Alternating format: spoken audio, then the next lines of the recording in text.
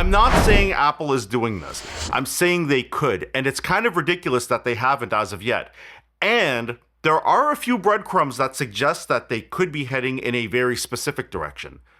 Let's dig in. With the advent of Apple Silicon, in a lot of ways, Apple has taken their ecosystem to a whole new level. But this idea has two things nobody seems to have truly considered. Number one, Steve Jobs standing behind this idea that I'm about to mention, and it's from a keynote from nearly 30 years ago. Never have I seen something more powerful than this computation combined with this network technology that we now have. And number two, if you're in the Apple ecosystem and have products from, say, the last 5 to 6 years, you may already have access to the hardware concept I'm about to mention. The software part is the tricky part, but it's probably possible. And like anything, look, there's going to be limitations, but this could change a lot of ways we do heavy compute operations, like, say, for example, video encoding. I'm talking about distributed computing. This isn't a new concept by any means. Lots of people do some form of distributed computing. Obviously, this is what servers and these big AI data centers rely on, but I'm not talking super enterprise solutions here. This is for consumers and prosumers who would absolutely appreciate this. And if Apple is careful and they released APIs to developers at, say, I don't know, a future WWDC, we could see a, oh God, game-changing play. God, I hate those terms. Game-changing. Other encouraging words. So imagine you bought a new at-the-time Apple Silicon machine in 2020, and then you recently picked up an M4 or an M5 MacBook Pro. And let's say you needed to encode a video. There are options like Compressor which allow you to use multiple Macs in your home network to process video compression. However, there is also an inherent limitation in doing this, which I'm going to mention later on. Look, all of that is well and good, but it is restricted to Compressor and I don't know, possibly a few other Apple apps. You could probably get into the weeds of finding a terminal command and some advanced scripting to make this work for other things, but this is something Apple can build.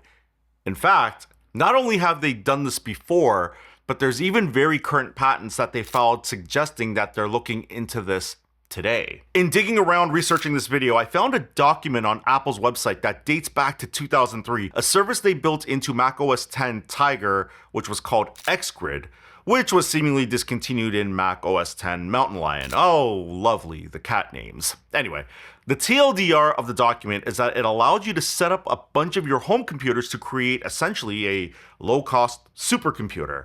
The big outlier in this document is this line. Anyone needing to perform CPU-intensive calculations can run a single job across multiple computers at once, dramatically improving throughput and responsiveness. This was during the days when Apple was using PowerPC for their processors in their Mac machines, right? But since then, they transitioned to Intel machines, and then in 2020 began the transition to Apple Silicon. But remember something, Apple Silicon is based on ARM, which was first introduced in the iPhone 4 in those Apple A-series chips. If you follow Apple, all of this is going to sound very familiar, but if you think about it, that means year over year, Apple has been using some iteration of this new Apple Silicon generation since around 2010.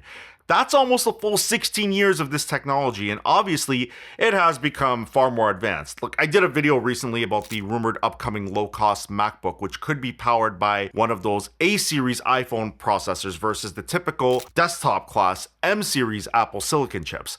Look at the A18 Pro chip versus the M1. They trade blows in single and multi-core performance, and that right there is kind of insane. But how is this even relevant to what I'm talking about? Look, stay with me, okay? I'm going somewhere with this. A device that genuinely puzzles me, and it only puzzles me because I have a very low utility use case for it, is iPad. When iPad Pro was announced featuring the M-series desktop chips and Thunderbolt connectivity, one of the big questions was, or at least for me, it was, who needs this?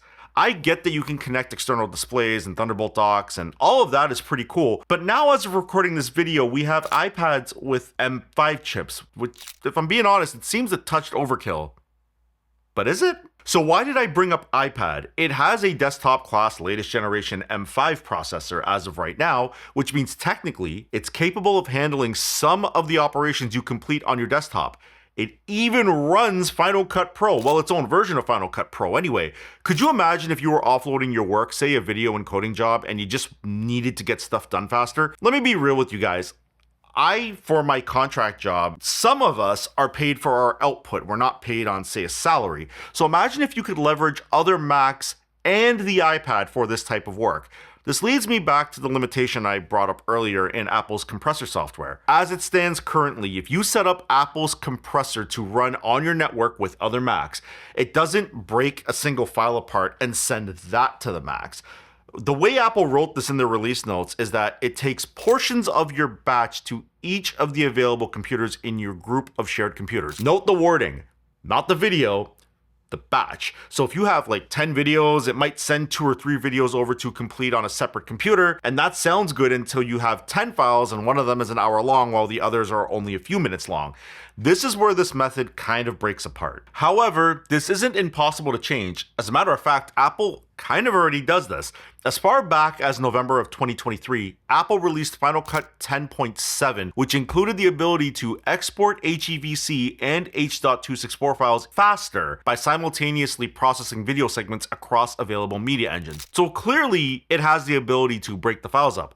Now imagine if you had multiple Apple Silicon machines at your disposal on your network. Say a Mac Mini at your desk, a MacBook Pro plugged in, I don't know, by your kitchen table, and any iPad with an M-series chip.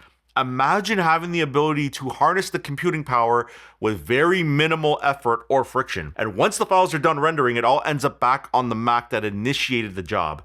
That would be insane for shipping out videos faster. But there's other things you could probably do as well. You could do like Blender renders, maybe Lightroom, batch raw development exports of like just still photos, compiling code, and other tasks that traditional services typically will distribute over a cluster of machines, say in the cloud. However, don't be fooled into thinking you can really leverage a lot of LLM or AI workloads. You need super fast interconnects like PCI Express Thunderbolt 5. For example, Jeff Geerling has a fascinating video on this on his channel, so make sure you check that out if, of course, this piques your interest. I mean, the closest AI thing you could possibly do is maybe have something like Topaz Video AI break a video apart into sections and have the same AI model run chunks of the video over your network to upscale to the resolution you like.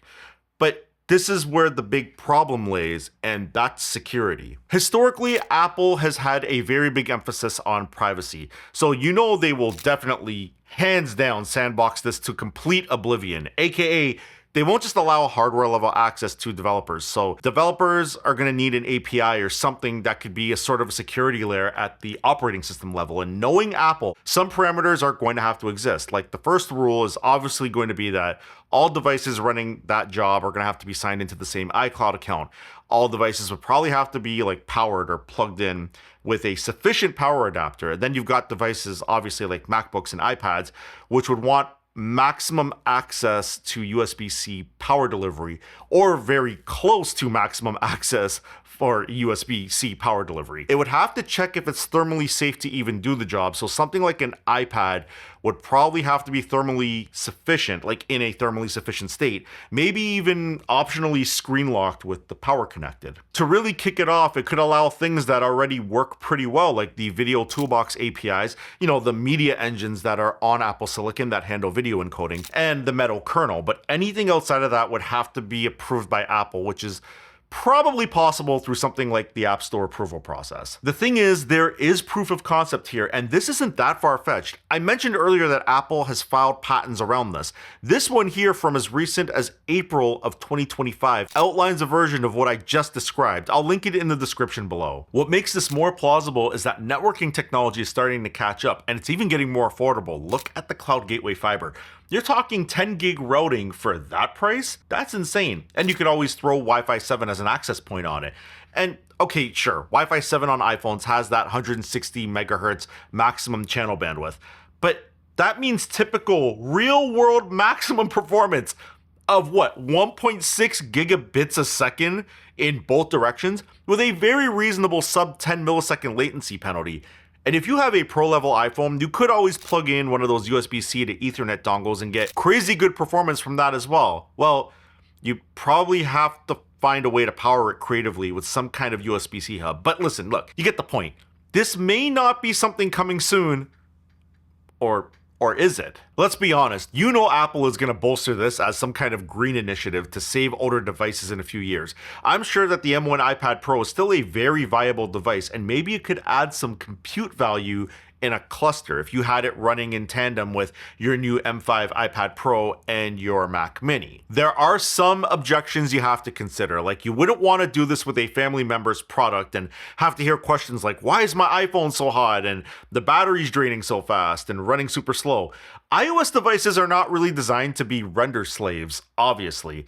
The privacy and security implications would mean it would have to be done at the OS level and have guardrails, but given that there are patents dating back quite a while, I think Apple has been considering this for years versus the time I spent writing this video, so what the hell do I know? What do you think? Would you take advantage of something like this? And if you would, how could it benefit your workflow? Let me know in the comments. And speaking of Apple hardware, I did a video back in July about this rumored upcoming low-cost MacBook and who it's potentially aimed at, so check out that video here. But in the meantime, my name is Sean, and this has been Tech Mixer, and I'm out. Peace.